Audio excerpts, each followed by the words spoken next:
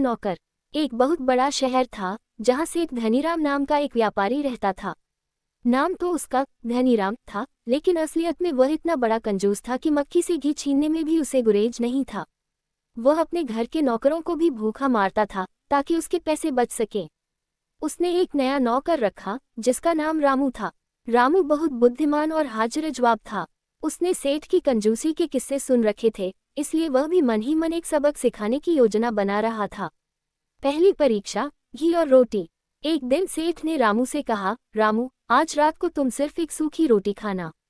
घी बहुत महंगा हो गया है, उसे बचाने की जरूरत है। रामू ने मुस्कुराते हुए कहा, ठीक है मालिक, जैसा आप कहें। रात को रामू रसोई में गया और रोटी लेकर आया, लेकिन वह रोटी को चुपचाप सेठ के सामने रखे घी के डिब्बे में डुबो डुबो कर खाने लगा। सेठ ये देखकर आग बबूला हो गया।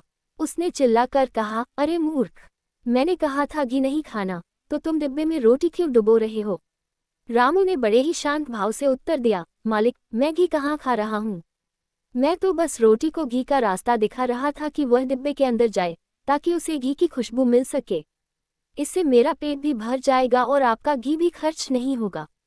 सेठ का मुंह खुला का खुला रह गया। वह कुछ बोल नहीं पाया, क्योंकि उसने खुद ही तो उसे घी न खर्च करने का आदेश दिया था।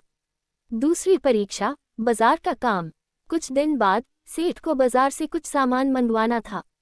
उसने रामू को एक सिक्का दिया और कहा, रामू, जाओ और बाजार से सबसे अच्छी चीज लेकर आओ जिसे खाकर पेट भी भर जाए, मन भी खुश हो जाए और घर के लिए कुछ बच भी जाए। रामू बाजार गया और कुछ देर बाद वापस आया।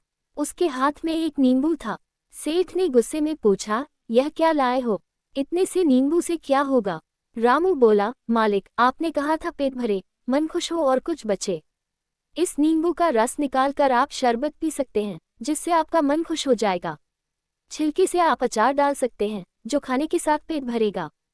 और इसके बीज आप खेत में बो सकते हैं, जिससे भविष्य में कई नींबू के पेड़ होंगे, यानी आपकी संपत्ति और